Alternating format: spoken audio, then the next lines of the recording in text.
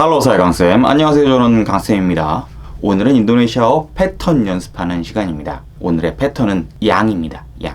양이라는 단어를 사용해서 표현들을 만들어 볼 겁니다. 사실 양은 문법을 배울 때 사용하는 부분인데 양이라는 단어를 굉장히 많이 사용합니다. 이 양이라는 단어가 있기 때문에 그 양 뒤에 나오는 단어들이나 문장이 양 앞에 나오는 단어를 꾸며주는 형식이 되는 것이죠. 그래서 오늘은 이 양을 연습하는 것도 연습하는 거지만 왜 쓰이는지에 대한 이야기도 같이 해볼 예정입니다. 먼저 첫 번째 예문입니다. 오랑, 양, 히땀. 오랑은 사람이고요. 히땀은 검다라는 뜻입니다. 그래서 오랑양 히땀이라고 하면 까무잡잡한 사람이 됩니다. 사람은 사람인데 얼굴이나 피부가 조금 검은 사람을 말합니다. 이 표현이 흑인을 가리키지는 않습니다. 흑인을 가리키려면 오랑 히땀이라고 하셔야 됩니다. 검은 사람. 뒤에 가운데 양이 없죠. 가운데 양이 없다는 것은 이 사람의 특성이 바로 그냥 검은 이런 특성을 갖고 있다라고 보시면 되고, 양이 들어가면 검은 특성을 가진 사람이 되는 겁니다. 비슷하면서도 조금 다릅니다. 자, 그러면 다음 예문 보시겠습니다. 오랑, 양, 뚜아. 오랑은 했죠. 사람이죠. 뚜아는 뭘까요? 늙은, 나이 든 이런 뜻입니다. 그래서 늙은 사람을 말해요. 사람은 사람인데 늙은 사람입니다. 이해되시나요? 나이 든 사람을 가리키는 말이에요. 만약에 그럼 양이 빠지면 어떻게 될까요? 오랑 뚜아죠. 오랑 뚜아는 부모님이라는 단어가 됩니다. 자, 이걸 보시면 아실 거예요. 오랑 뚜아, 늙은 사람인데 이거는 제 기준에서 언제나 늙어 있는 사람입니다. 언제나 나보다 나이 든 사람을 말해요. 오랑 뚜아는. 그런데 오랑 양 뚜아는 늙은 특성을 가진 사람이에요. 그렇죠? 이해되시나요?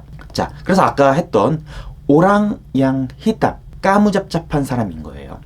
흑인이 아닙니다. 그러니까 황인종 중에도 얼굴이 좀 피부색이 까만 사람이 있잖아요. 이런 사람을 우리는 흑인이라고 부르지 않습니다. 오랑양 히땀이라고 부르죠. 이해되시겠죠?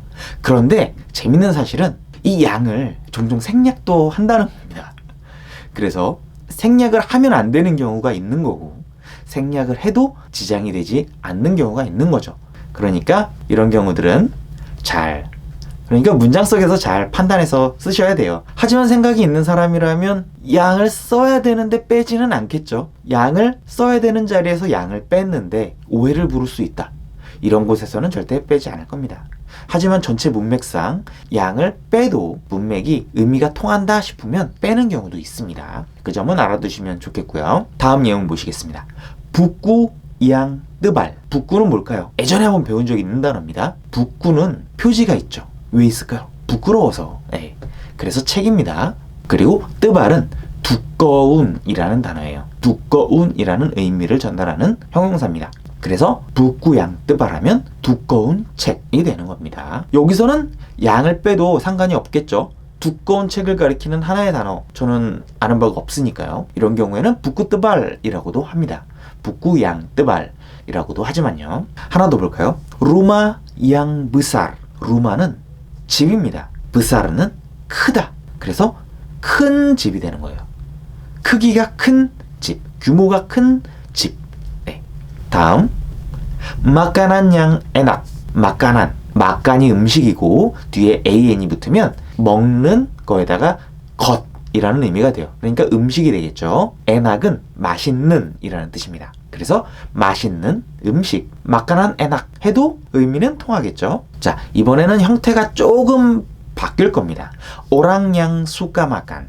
오랑, 사람이죠. 수까는 좋아하다 라는 뜻입니다. 뭘 좋아할까요? 마칸, 먹다, 먹는 걸 좋아하는 겁니다. 수까랑 마칸 둘 다 나왔죠. 그래서 오랑양 수까 마칸, 먹는 걸 좋아하는 사람이 됩니다. 이렇게 두 단어가 뒤에 들어가는 경우도 있습니다. 다음 문장. 오랑양 수까 바짜. 바짜만 바뀌었죠. 바짜는 읽다입니다. 책을 읽다, 신문을 읽다 할 때 그 읽다입니다. 그러면 이 사람은 어떤 사람일까요? 읽는 걸 좋아하는 사람이죠. 이번에는 루마 양 브르시 스칼리. 루마는 집, 브르시는 깨끗한 이라는 뜻이에요. 스칼리는 매우라는 뜻입니다. 여기서는. 그래서 매우 깨끗한 집 이런 의미입니다. makanan yang enak dan cantik 이렇게 표현을 쓰는지는 모르겠는데 이런 식으로도 쓸 수 있다는 걸 보여드리기 위해서 넣은 문장입니다. makanan yang enak은 아시겠죠? dan cantik 단은 그리고 라는 뜻이고 cantik은 예쁘다 라는 뜻입니다. 그러니까 맛있고 예쁜 음식이 되는 겁니다. 이런 식으로도 사용할 수 있습니다. 자, 이번에도 형식이 살짝 바뀝니다. 오랑양 사야 끄날 사야는 나죠, 나. 그리고 끄날은 알다 이런 뜻입니다. 뭐 사람을 아는 거에 보통 쓰입니다. 그러니까 사야 끄날 하면 나는 안다. 그런데 앞에 양이 있고 그 앞에 오랑이 있죠. 이 오랑이라는 사람을 내가 아는 겁니다. 그래서 내가 아는 사람 이런 식으로 해석해 주시면 돼요. 오랑양 사야 끄날 내가 아는 사람. 다음 문장입니다. pengetahuan yang saya tahu. pengetahuan 지식이라는 단어입니다. 지식. 사야는 나죠. 따우는 알다라는 뜻이에요. 끄날이랑 같죠. 그렇지만 끄날과는 의미가 조금 다릅니다. 이 표현들은 나중에 단어 공부 시간에 다루도록 하겠습니다. 자, 그러면 이 의미는 어떻게 되죠? 지식은 지식인데 내가 아는 지식이 되는 거죠. 내가 아는 지식이라는 단어가 됩니다. 다음입니다. 드라마 yang kamu menonton. 네, 드라마입니다. 드라마. 그냥 말 그대로 드라마예요. 까무 너죠. menonton은 시청하다, 관람하다. 뭐 그래서 극장 가서 뭘 본다거나, 연극을 본다거나, 뭐 TV를 본다거나, 뭐 이런 걸 다 그냥 menonton이라고 표현을 합니다. 까무 menonton 너가 본다, 너는 본다 이런 뜻이죠. 너는 시청한다 이런 뜻이죠. 뭘 보죠? 드라마. 너가 시청한 드라마, 너가 본 드라마 이런 의미가 되는 겁니다. 다음 문장. makanan yang kamu tidak suka. makanan 아까 했죠? 음식입니다. kamu 이것도 했죠? 너. tidak은 옛날에 배운 단어죠. 아니다 라는 뜻이고요. suka는 조금 전에도 했고요. 좋다.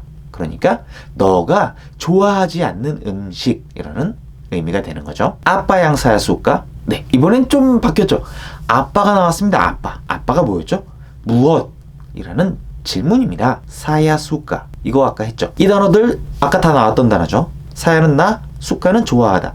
내가 좋아하다. 앞에 무엇이라고 나왔어요. 그러니까 내가 좋아하는 것은 무엇입니까? 내가 좋아하는 것은 무엇입니까? 나도 나를 모르겠어요. 난 내가 좋아하는 게 뭔지 몰라. 이런 질문을 할 때 쓰겠죠. 아빠 yang kamu suka? 너가 좋아하는 것은 무엇입니까? 뭐 이런 뜻이 되는 거예요. 이해되시죠? penyanyi yang mereka cinta. penyanyi 가수입니다. 가수. mereka는 그들이라는 단어예요. 3인칭 복수형이죠. 이렇게들 표현하는데 뭐 모르셔도 돼요. 다 이것도 단어 시간에 이거 배울 겁니다. cinta 사랑하다. mereka cinta 그들이 사랑한다. 근데 누구를 사랑하죠? penyanyi 가수. 그들이 사랑하는 가수. 이렇게 번역하시면 됩니다. 오늘 되게 단어들이 쉽죠? 문장도 표현들도 쉽고요. 양은 이렇게 쓰는 겁니다. 여러분들도 양을 이용해서 표현들을 만들어 보세요. 계속 연습하면 연습할수록 여러분의 인도네시아어 실력은 늘게 돼 있습니다. 사용하지 않으면 전혀 늘지 않고요. 연습이라도 해보세요. 오늘 수업 여기까지입니다. 이상 강쌤이었습니다. 감사합니다.